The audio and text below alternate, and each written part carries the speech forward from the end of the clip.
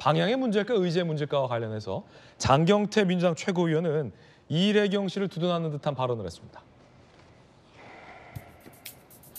평범한 국민 삶을 잘 이해하고 계신 분이다 라고 옹호를 했습니다.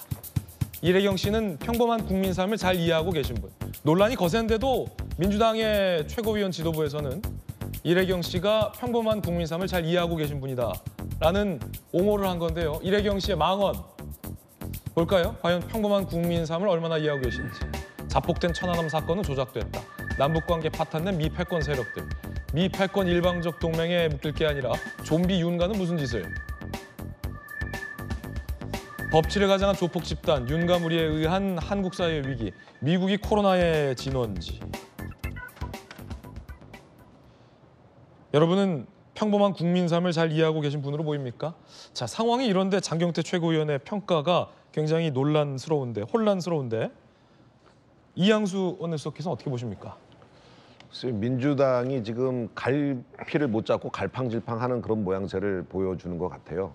뭐 다른 정당이지만 같은 정치하는 사람으로서 안타까움을 금할 길이 없는데 이재명 대표가 혁신을 하기 위해서 혁신위원장을 모셔온다고 했는데 그분이 제가 보기에는 혁신을 하는 것이 아니고 오히려 당을 더 어렵게 만들 만한 분을 모셔왔단 말이에요. 근데 그것도 여러 사람들이 논의하는 과정에서 그런 분들이 모셔진 게 아니고 이재명 대표 독단적으로 모셔온 거란 말이에요. 근데 그 혁신위원장 시키려고 했던 분이 또 이재명 대표 지키기 운동에 열심히 참여한 사람이라면 이재명 대표의 책임론으로 가지 않을 수가 없는 것 같아요.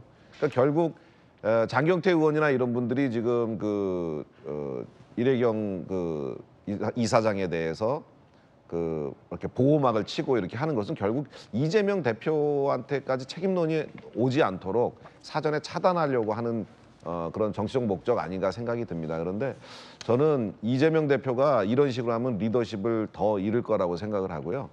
당에서 혁신을 요구하는데 혁신과 거꾸로 가려는 노력을 한다면 이재명 대표는 당원들로부터 환영을 받지 못하겠죠. 그럼 리더십 더 흔들릴 거고 지금 친명계 국회의원들이 많기 때문에 이재명 대표를 어떻게든 지키고는 있습니다만 제가 보기에 여론을 극복하기는 어렵다고 저는 생각합니다. 그래서 이재명 대표가 저런 분을 지금 앉혀놓고 그다음에 그걸 지금 사퇴를 시켜놓고도 지금 사과 한마디 없거든요. 예. 거기에다가 민주당의 수석 대변인인 모 의원은 심지어 천안함 함장에 대해서 자기 부하들을 다 수장시킨 사람 아니냐라는 말도 안 되는 정말 상식적으로 납득이 안 되는 이야기를 통해서 또 이재명 대표를 지키려고 해요.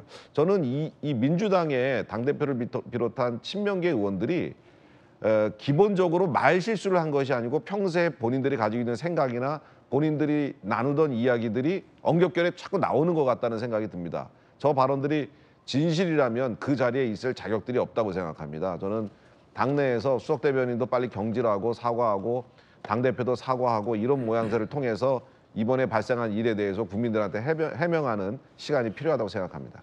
비명계 이상민 의원 등은 이 대표 체제에 문제가 있다며 이 대표의 사퇴를 촉구하기도 했습니다. 장경태 최고위원은 이래경 씨를 평범한 국민 삶을 잘 이해하고 계신 분이다 라고 감쌌습니다. 그런데 본인의 망언이 알려지고 사의를 표명한 다음 날에도 이래경 씨는 본인이 마녀 사냥을 당했다라는 식의 글을 공유해서 여전히 논란이 일고 있습니다. 나의 심정을 나보다 잘 적어준 민들레 에디터에게 감사를 전한다라며 마녀 사냥 글을 공유하기도 했습니다. 여전히 본인은 마녀 사냥 당했다. 이 말인즉슨 천안함 폭침에 대해서 조작된 자폭 사건이다라는 생각에 변함이 없다라는 것으로 보입니다.